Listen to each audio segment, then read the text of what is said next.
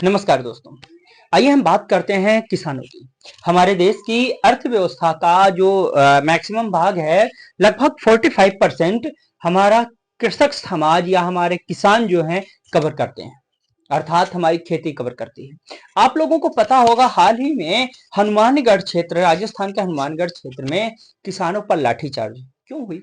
हमारे माननीय श्री प्रधानमंत्री मोदी जी कहते हैं कि हमारे देश में खाद की किसी भी प्रकार की कमी नहीं है, पर्याप्त खाद है, अर्थात फर्टिलाइजर पर्याप्त मात्रा में है। अगर पर्याप्त मात्रा में है तो जब किसान खाद लेने के लिए सोसाइटी पर गए तो उन पर लाठियां चार्ज क्यों हुई, ये समझ में नहीं आ रहा है। ये देखते हैं हाल ही की ताजा रिपोर्ट, हनुमानगढ़ में जो किसानों पर लाठी चार्ज हो रही है।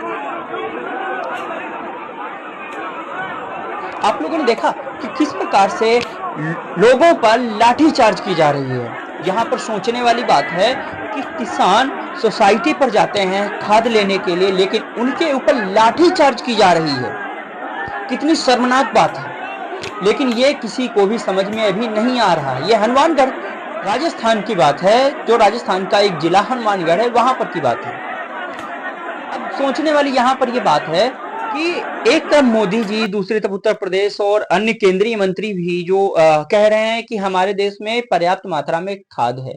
अरे भाई, अगर खाद है तो किसान जब लेने जाते हैं उन पर लाठीचार्ज। पहले यूरिया के लिए किसान लाठी खाता था और यूरिया की कालाबाजारी होती थी। आज देखिए, किसानों को पर्याप्त खाद मिलती है। क्यों हो रही है? क्या वो हथियार लेकर गए थे, किसी को मारपीट करने गए थे? नहीं, वो तो अपनी डिमांड लेके गए थे, भाई हमको खाद चाहिए। परंतु खाद की बजाय उन्हें पुलिस की लाठियां मिली। समझने वाली बात है, हमारी देश की जो 45% अर्थव्यवस्था को संभाले हमारी खेती, उनको संभालने वाले हमारे कृषक भाई, उन पर लाठी चार्ज हो रही है।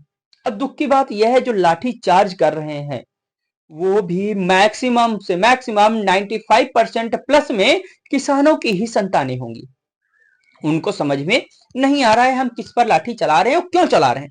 बस एक आदेश मिला, ठीक है, हम लॉ एंड ऑर्डर पूरा कर रहे हैं, हम आपके आदेश को की अवहेलना नहीं करेंगे। हम, आपने कहा लाठी चार्ज करने को तो हम लाठी चार्ज कर रहे हैं। ये क्या है? आपको जिन लोगों ने या हमारे देश को जहां जिन लोगों ने सपोर्ट किया है, उन्हीं पर लाठीचार्ज हो रही। प्राचीन काल में हमारे देश को सोने की चिड़िया कहा जाता था। बहुत से लोगों को इस प्रकार का एक भ्रम है कि हमारे देश में इतना सोना था कि जिसकी लिमिट नहीं थी, इस बदौलत हमारे देश को सोने की चिड़िया कहा जाता है। नहीं भाई, हमारा देश एक ऐसी जलवायु क्षेत्र में स्थित है जहां पर हर प्रकार की फसल उगाई जा सकती है। गर्म हो, ठंडे क्षेत्र की हो या ठंडा और गर्म हो, तीन ही प्रकार के क्षेत्र होते हैं। ठीक, ठंडे क्षेत्र का भी क्षेत्र है भारत में, ठंडा गर्म क्षेत्र अर्थात मीडियम क्षेत्र भी है, और गर्म क्षेत्र भी, अर्थात हर प्रकार की फसल उगाई जा सकती है। इसी बदौलत इसे सोने की चिड़िया के रूप में जाना जाता था। यही सोने की चिड़िया आज तक हमारे देश की अर्थव्यवस्था को संभाले हुए थी। अब सोचने वाली यहां पर बात है कि जब किसानों को खाद नहीं मिलेगा, खाद्यान्न कहां से पैदा होगा? हमारे देश की इकोनॉमी, जिसे हम जीडीपी के रूप में वर्तमान में जानते हैं, इसमें ग्रोथ कहां से होगी? हम अन्य देशों की अगर तुलना करें तो अन्य देशों में खेती के लिए हर एक संभव प्रयास किया जाता है, क्योंकि उनको पता है कि हम खाए पिए बिना कुछ भी दिन, या कह सकते 2-4 दिन भी नहीं गुजार सकते। इसके बाद में हमारे देश में ये हालात बनी हुई है। माननीय श्री मोदी जी या अन्य केंद्रीय मंत्री जी से मैं कहना चाहूंगा, यदि आप लोगों ने कहा था कि हमारे देश में खाद की कमी नहीं है, फर्टिलाइजर की कमी नहीं है, तो फिर किसानों पे लाठी चार्ज क्यों हो रही है जब वो खाद लेने के लिए सोसाइटी पे जाते हैं? अरे ये बात तो तब समझ लेनी चाहिए थी जब किसानों ने या जाटों ने, पंजाब हरियाणा के किसानों ने सिंधु बॉर्डर पर जाकर अपना धरना प्रदर्शन किया था। क्या वो किसान अपने साथ असलहे लेके गए थे, तलवारें लेके गए थे, लाठी डंडे लेके गए थे? क्या लेके गए थे? कुछ नहीं, अपनी एक डिमांड लेके गए थे। लेकिन उनके ऊपर आप लोगों ने देखा होगा कि किस प्रकार से हमला किया गया, या हम कह सकते हैं उनको किस प्रकार से वहां से भगाया गया। अश्रु गैस छोड़ी गई, अश्रु गैस वाले बम जो होते हैं, छोटे छोटे पटाखे, उन्हें फेंक कर फोड़ा गया, प्रेशर वाला पानी चलाया गया, लाठी चार्ज की गई और किसानों को इस प्रकार से वहां से भगाया गया। भगाया क्या गया, किसानों को भागना पड़ा, क्योंकि किसी का हाथ टूट गया, किसी का पैर टूट गया, किसी को कैसी चोट आई, किसी को किसी प्रकार की चोट आई, लेकिन हमारे ना किसान भाई जागरूक हुए, ना हमारी सरकार जागरूक हुई। अरे हमारे देश के लीडर साहब आज 75 ईयर के हो चुके हैं, 75 साल के हो चुके हैं, स्वयं को देश के नागरिक का मसीहा कहते हैं, तो क्या एक बार किसानों के हालात जानने नहीं आ सकते थे? कितनी शर्म की बात है।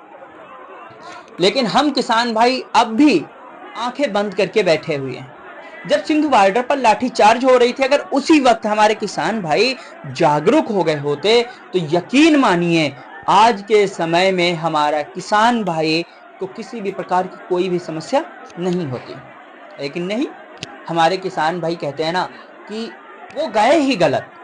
अरे भाई, अपनी डिमांड रखने या धरना देने में क्या बुराई है? हमारा संविधान भी कहता है कि आप धरना दे सकते हैं, प्रदर्शन कर सकते हैं शांति के साथ। वहां पर ये बताइए, शांति के साथ का तात्पर्य ये नहीं कि मुंह पर उंगली रखकर या फेविक्विक चिपका कर चुपचाप बैठ जाएं। नहीं, शांति के साथ का तात्पर्य है आप किसी भी प्रकार का हथियार वगैरह लेकर के या वायलेंस नहीं कर सकते, लेकिन आप प्रदर्शन कर सकते हैं, धरना कर सकते हैं।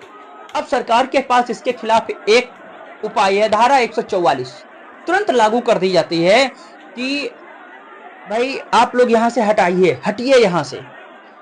अब ये बताइए, एक तरफ संविधान अधिकार देती है, दूसरी तरफ कानून सरकार को सपोर्ट करता है, ऐसे में किसकी मानी जाए? सरकार की मानी जाती है, क्योंकि उनके पास फोर्स है। लेकिन वही फोर्स ये सोचने के लायक भी नहीं है कि वो फोर्स है किसका, उसका जन्म कहाँ हुआ, कैसे क्षेत्र में हुआ, किस समाज में हुआ, उनके पेरेंट्स कौन थे। नहीं, सरकार के एक आदेश मात्र पर वो लाठीचार्ज कर देते हैं, चाहे शिक्षा व्यवस्था को लेकर हो या किसान व्यवस्था को लेकर। अब भी अगर किसान भाई नहीं जागरूक हुए तो शायद आने वाले समय में अंग्रेजों के समय में जो स्थिति थी उससे भी बदतर स्थिति होने वाली है। मैं नहीं जानता कि किसान भाई क्यों नहीं जागरूक हो रहे। एक छोटी सी कहानी है, वो आप लोगों को सुनाना चाहूंगा कि एक कबीला था, बाहरी लोग आए, एक परिवार में घुसे और उस परिवार के सभी सदस्यों को उठा ले जाते हैं। पास पड़ोसी थोड़ा बहुत हस्तक्षेप करते हैं, लेकिन फिर उन लोगों के धमकाने पर एक दो लोग जो उठे थे बैठ जाते हैं, क्योंकि पूरा समाज नहीं खड़ा हुआ था। उस परिवार को लेकर चले जाते हैं। लोग किस लिए नहीं आए कि ये इनका मैटर, इन्होंने कुछ किया होगा, बात आई गई। कुछ दिन बाद एक और परिवार पर हमला हुआ, तब भी एक दो लोग खड़े होने की कोशिश किए, लेकिन वो मुट्ठी भर लोग उन्हें दबा दिए। लेकिन पूरा समाज नहीं खड़ा हुआ या पूरा कबीला नहीं खड़ा हुआ। धीरे धीरे ऐसे करते करते जब अंतिम व्यक्ति या अंतिम परिवार पर जब उन लोगों ने हमला किया, तब तक सारी खाली हो चुकी।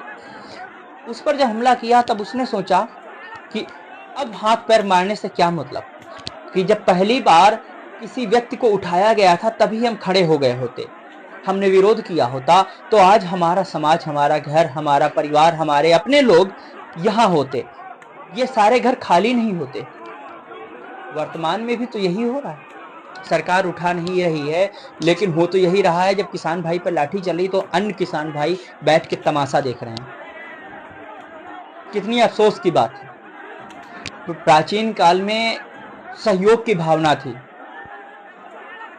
देशभक्ति थी या नहीं वो तो पता नहीं, लेकिन सहयोग की भावना थी कि जब किसी भी व्यक्ति को किसी प्रकार की समस्या होती थी, पड़ोस का व्यक्ति जाके उसकी सहयोग करता था। वर्तमान में वो भावना कहाँ गई? क्या हम इंसान नहीं रहे या इंसानियत भूल चुके हैं? मनुष्य ही है ना, या मानवता खो चुके हैं? अब हमारे किसान भाई डिसाइड करें क्या करेंगे, क्योंकि अगला नंबर हो सकता है उन्हीं का हो। आप लोग एक बात याद रखना कि वर्तमान में जनसंख्या के अनुसार खाद्यान्न की सबसे अधिक आवश्यकता होती है, और खाद्यान्न तभी हो सकता है जब खाद अर्थात फर्टिलाइजर उतनी मात्रा में उपलब्ध होगी। जब वही उपलब्ध नहीं होगी तो आप लोग अपने बच्चों को भी, अपने परिवार को कैसे पालेंगे, ये सोचने की विषय। खैर, आपकी सोच है, देखना चाहूंगा कि आप लोग कहां तक जागरूक होते हैं।